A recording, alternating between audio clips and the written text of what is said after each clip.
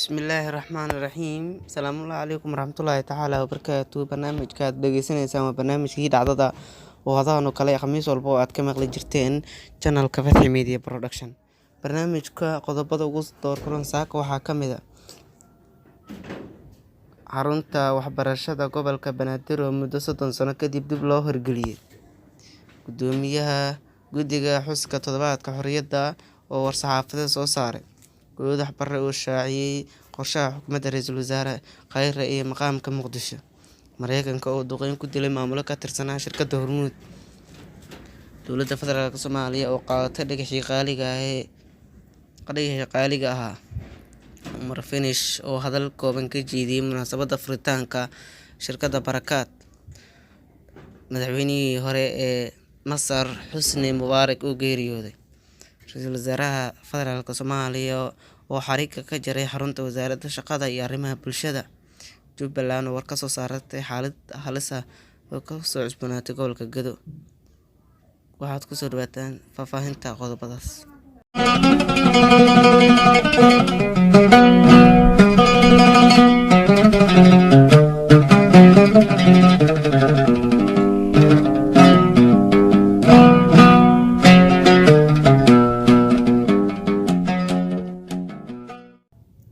Wasiirka Wasaaradda Waxbarashada, Hidaha iyo Tacliinta Sare ee Dowladda Federaalka Soomaaliya iyo Gudoomiyaha Gobolka Banaadir Duqa magaalada Muqdisho ayaa xariga ka jaray xarunta waxbarashada gobolka Banaadir muddo 30 sano kadib dib loo hirgeliyay, kaas oo ka qayb noqon doonta xoojinta adeegyada waxbarashada, waxaana daafurka xafiiska guud-joogka ahaa hogaanada dalladaha waxbarasho ee dalka.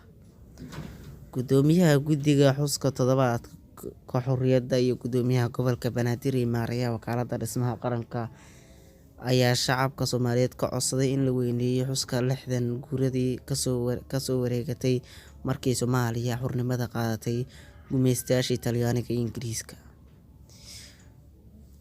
Wasiirka Waxbarashada Soomaaliya Cabdullaahi Goodax Barre ayaa sheegay in xukuumadda uu ka tirsan yahay ay ka go'an tahay in gobolka Banaadir uu helo maqaam cad. Mas'uuliyiin ka tirsan shirkadda isgaarsiinta Hormuud waxaa duqeyn lagu dilay madaxii shirkadda Hormuud faraceeda degmada Jilib ee gobolka Jubbada Dhexe. Xildhibaano ka tirsan baarlamaanka Federaalka Soomaaliya iyo Gudoomiyaha Baarlamaanka Maamulka Hirshabelle oo shir jaraa'id ku qabtay magaalada Muqdisho ayaa dalbaday in dadkii lagu wareejiyo dhagaxa qaaliga ah oo laga helay deegaanka El Cali ee gobolka Hiiraan. Gudoomiyaha Gobolka Banaadir Duqa magaalada Muqdisho Cumar Maxamed Cumar Finish oo warbaahinta kula hadlay magaalada Muqdisho ayaa waxa uu si kulul mar kale uga hadlay isticmaalka adeegga sarifka lacagaha qalaad ee Forex. Madaxweynihii hore ee dalka Masar Xusni Mubaarak ayaa geeriyooday isagoo ah 91 jir. Waxaa sidaas wariyay telefishinka dowladda Masar.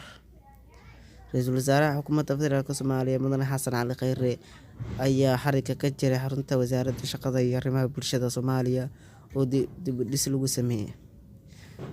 War-saxaafadeed ka soo baxay maamulka Jubbaland ayaa lagu sheegay in degmada Beled Xaawo ee gobolka Gedo shir ku yeesheen xubno ka tirsan labada gole ee maamulka Jubbaland. Xildhibaan Daahir Amiin Jeesow oo ka tirsanaa baarlamaanka Federaalka Soomaaliya ayaa u hanjabay beesha Gaaljecel laga saari doono xildhibaan hore Maxamed Maxamuud Ibraahim Goodir oo ay isku beel yihiin. Halkaas ayaan ku saafmeeraynaa barnaamijkii dhacdada. Intaan barnaamij mid lacayna ku kulmi doono waxaan kaga tegaa sida ay ammaan